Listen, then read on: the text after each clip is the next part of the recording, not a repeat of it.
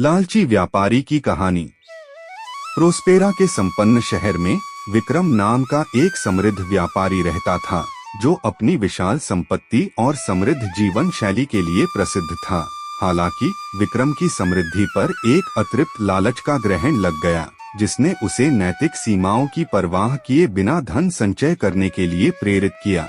एक दिन विक्रम की नजर एक पौराणिक कलाकृति पर पड़ी, एक पौराणिक रत्न जिसके बारे में कहा जाता है कि इसमें अकल्पनीय शक्ति और अद्वितीय मूल्य है। इसके अस्तित्व के मात्र उल्लेख ने विक्रम के दिल में लालच की ज्वाला प्रज्वलित कर दी, जिससे वह अमूल्य रत्न प्राप्त करने के लिए अथक प्रयास करने के लिए मजबूर हो गया। उनकी यात्रा उन्हें खतरनाक परिदृश्यों, अज्ञात प्रदेशों और रहस्यमय प्राणियों के निवास स्थान से होकर ले गई। चेतावनियों से निडर और अपने लालच के परिणामों से अनभिज्ञ विक्रम केवल अकल्पनीय धन के आकर्षण से प्रेरित होकर आगे बढ़े। कई चुनौतियों पर काबू पाने के बाद विक्रम अंततः उस पवित्र मंदिर के सामने खड़े हुए, जहां पौराणिक रत्न विश्राम करता था। स्थान की पवित्रता को नजरअंदाज करते हुए उसने मणि को जब्त कर लिया। उसकी आंखें विजय से चमक रही थीं। उसे कम ही पता था कि उसके कार्यों से घटनाओं की एक श्रृंखला शुरू हो गई, जो उसके चरित्र का परीक्षण करेगी और उसके भाग्य को नया आकार देगी। जैसे ही विक्रम प्रोस्पेरा की ओर लौटा, दुर्भाग्य की एक श्रृंखला उसके सामने आ गई। उसका एक समय फलता फूलता व्यापार ढह गया, गठबंधन टूट गए और उसके बेईमान कामों की फुसफुसाहट पूरे शहर में फैल गई। प्रोस्पेरा, जो कभी उसकी दौलत पर मोहित थी, अब उससे दूर हो गई। अपने एकांत में विक्रम ने अपने अतिरिक्त लालच की वास्तविक कीमत पर विचार किया। एक बार के महान व्यापारी ने खुद को अलग थलग पाया।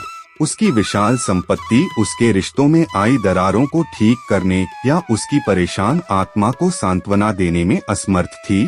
प्रोस्पेरा के बाहरी इलाके में एक बुद्धिमान ऋषि से अचानक मुलाकात विक्रम के लिए एक महत्वपूर्ण मोड़ साबित हुई। ऋषि ने विक्रम की आंखों में अपराध का भार महसूस करते हुए अनियंत्रित इच्छा के परिणामों और एक सदाचारी जीवन जीने के महत्व के बारे में गहन ज्ञान दिया। पश्चाताप से परेशान विक्रम ने आत्ममुक्ति की यात्रा शुरू की। उन्होंने अपनी शेष संपत्ति का उपयोग उन चीजों को फिर से बनाने में किया जो उन्होंने नष्ट कर दी थीं। धर्मार्थ कार्यों का समर्थन किया और समुदाय के भीतर विश्वास बहाल किया। धीरे धीरे लेकिन लगातार एक बार लालची व्यापारी अच्छे के लिए एक परोपकारी शक्ति में बदल गया।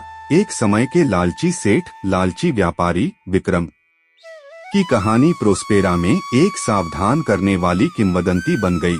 इसने एक शाश्वत अनुस्मारक के रूप में कार्य किया कि सच्ची समृद्धि केवल भौतिक धन में नहीं मापी जाती, बल्कि किसी के चरित्र की समृद्धि और दुनिया पर पड़ने वाले सकारात्मक प्रभाव में मापी जाती है।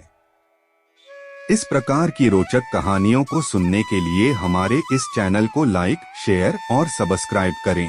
और हाँ, बेल आइकन जरूर दबाएं ताकि रोचक कहानियों का नोटिफिकेशन सबसे पहले आप तक पहुँचे।